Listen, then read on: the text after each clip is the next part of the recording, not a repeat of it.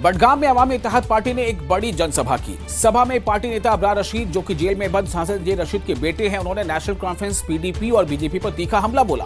अबरार रशीद ने कहा कि अगर 1987 के चुनाव में धांधली नहीं होती तो आज सैयद सलाउद्दीन जम्मू कश्मीर के मुख्यमंत्री होते। उन्होंने कहा कि उस चुनावी धांधली ने कश्मीर की सियासत की दिशा ही बदल दी और वादी को अशांति की तरफ धकेल दिया।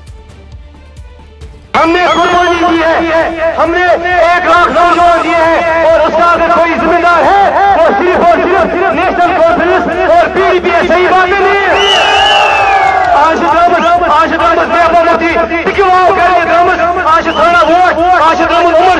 उमर साहब ने तो 2024 के इलेक्शन में 40 सीटें हमने दी, उनको दी कि नहीं दी? दी कि नहीं दी? जोर से बोलो, दी कि नहीं दी? लेकिन आज उमर साहब से पूछना चाहिए, वो 370 कहाँ गया, वो 35 कहाँ गया, वो स्टेट कहाँ गया? आपने कहा था हम पॉलिटिकल प्रिजनर्स की बात करेंगे। मैं उमर साहब से पूछना चाहता हूँ, क्या आपने एक बार भी किसी पॉलिटिकल प्रिजनर की बात की या नहीं की? नहीं की। 200 यूनिट बिजली वो कहाँ गया? 1 लाख नौजवान का रोजगार वो कहाँ गया? हम उनसे पूछना चाहते हैं, आपको यहाँ लोगों से वोट मांगने का कोई हक नहीं है। तब तो जिस शख्स ने ये तकरीर की थी वो पैदा भी नहीं हुए थे। शायद उस वक्त उनके वालिद साहब स्कूल में थे। अब इस पे ना बार बार कोई बात करने, अब कोई नई बात करे ना। वो उन्होंने तो कहा था कि बारामूला की सीट जीतने के बाद उनके वालिद साहब रिहा हो जाएंगे। उनके वालिद साहब की रिहाई के लिए उन्होंने वोट मांगे थे। फिर क्या हुआ? बारामूला को एमपी मिला ही नहीं। वो कमी दूर करने के लिए हमने चौधरी मोहम्मद रमजान साहब को राज्यसभा भेजा ताकि कम से कम शुमाली कश्मीर की वहाँ नुमाइंदगी हो, क्योंकि आज पार्लियामेंट में शुमाली कश्मीर की कहीं से नुमाइंदगी नहीं हो रही है। तो 87 की बात छोड़िए ना, अब वो पिछले साल की बात करें।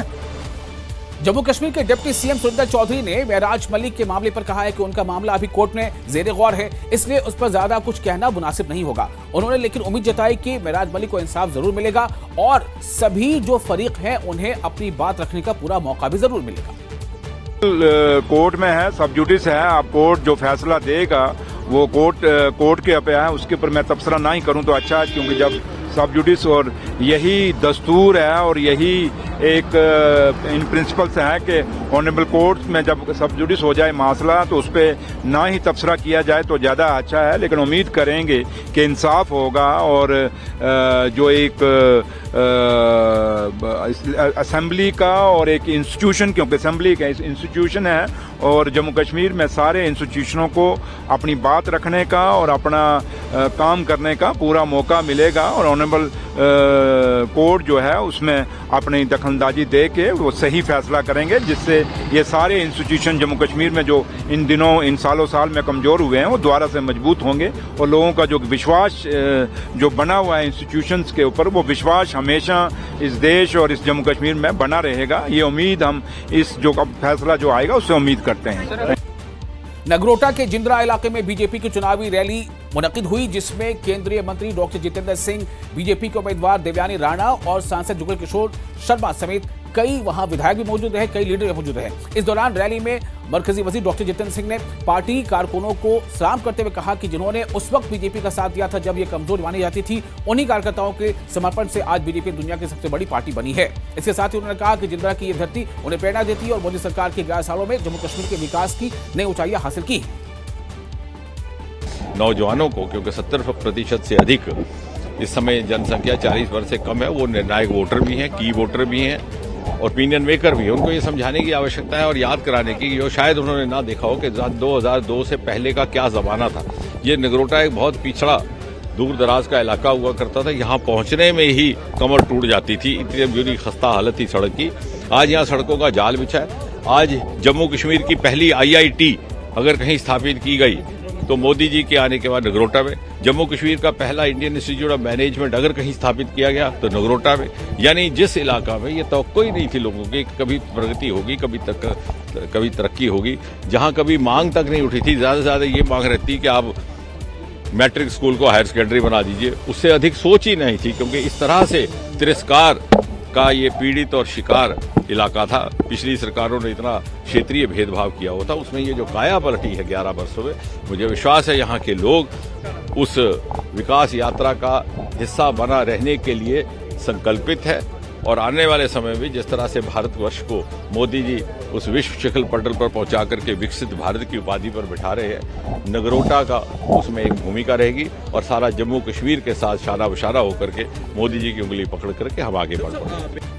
बीजेपी नेता राजा एजाज ने बांडीपोरा के गुरेज स्थित ब्लॉक पख्तूर में एक पार्टी मीटिंग का इनेकाद किया, जिसमें पार्टी कारकुनों ने काफी हौसले के साथ उसमें हिस्सा लिया। बैठक में जन शिकायतों और तत्काल ध्यान देने वाले तमाम स्थानीय यानी मकामी जो मुद्दे थे उस पर चर्चा हुई। राजा एजाज ने मुफ्त रसोई गैस और सिलेंडर और बिजली जैसे वादों को पूरा करने के लिए नेशनल कॉन्फ्रेंस की आलोचना की और उन्हें झूठा आश्वासन बताया। उन्होंने शिक्षकों की कमी, चिकित्सा कर्मचारियों की कमी और दूर दराज के गाँव में खराब नेटवर्क कनेक्टिविटी जैसी लगातार समस्याओं पर प्रकाश डाला। श्री माता वैष्णो देवी मेडिकल कॉलेज में एमबीबीएस के दाखिलों को लेकर विवाद यानी तनाजा अब और बढ़ गया है। मूवमेंट कल की सनातन सोसाइटी और बलिदार संघर्ष समिति ने माता वैष्णो देवी श्राइन बोर्ड के मुख्य कार्यकारी अधिकारी की और साथ ही उनके दफ्तर के सामने प्रदर्शन किया माथे पर। और ये उनका प्रदर्शन का मतलब ही सीधा ये था, वो ये मांग कर रहे थे कि जो भी वहां पर कॉलेज में जो छात्रों का चयन हुआ है उस पर उन्हें असंतोष है। उन्होंने मांग की है कि इस लिस्ट को तुरंत रद्द किया जाए और दाखिला प्रक्रिया को दोबारा पारदर्शी तरीके से किया जाए। गुलमर्ग की बात करते हैं, जहां अफरवट और कोंगदोरी इलाकों में ताजा बर्फबारी के बाद शौकिया स्कीइंग का मौसम शुरू हो गया है। बड़ी तादाद में सयाह मनोरंजन के लिए यानी तफरीह के लिए और वहां पहुंच रहे हैं और स्कीइंग का लुत्फ उठा रहे हैं। आपको बता दें कि वज़ीर-ए-आज़म नरेंद्र मोदी ने गुलमर्ग को शीतकालीन राजधानी का दर्जा भी दिया हुआ है। पर्यटक यानी सयाह स्कीइंग का बहुत खूबसूरत वो तजुर्बा वहां कर रहे हैं और दूर दूर से वहां सयाह पहुंचे और साथ ही वो लोगों से ये अपील भी कर रहे हैं कि लोग यहां आए और खुद जो है यहां पर मजे करें। और एक और अहम खबर मेंढर से है, जहां अपर सलवा के रहने वाले लोगों ने लोक निर्माण विभाग यानी पीडब्ल्यूडी डिवीजन मेंढर के तहत नमाड मसूरी वाला वाया नरगोसिया सड़क की तामीर में बड़े पैमाने पर वहां उन्होंने नियमों की, कानून या ज़ाब्तों के खिलाफ वर्जी का इल्जाम लगाया है, जिसे लेकर मकामी लोगों ने अफसरान से इस मामले की शिकायत भी की है और ये चाहा है कि जो जिम्मेदार लोग हैं उन पर सख्त कार्रवाई की जाए। त्राल पुलिस ने कब्जे में ट्रैफिक जाम के मसले से निपटने के लिए एक खास मुहिम चलाई। इस दौरान जितने भी ट्रैफिक कानून हैं उनकी खिलाफवर्जी करने वाले 1 दर्जन से ज्यादा लोगों के चालान काटे गए और इस मुहिम की क़यादत एसडीपीओ त्राल राजेश कुमार ने किया, जबकि एसएचओ राशिद अहमद और दीगर अफसरान इस मौके पर मौजूद रहे। इसी के साथ गैर जो कानूनी तौर पर जो तस्करी सिम की हो रही है उसे भी रोकने के लिए कोशिशें यहां पर की गई।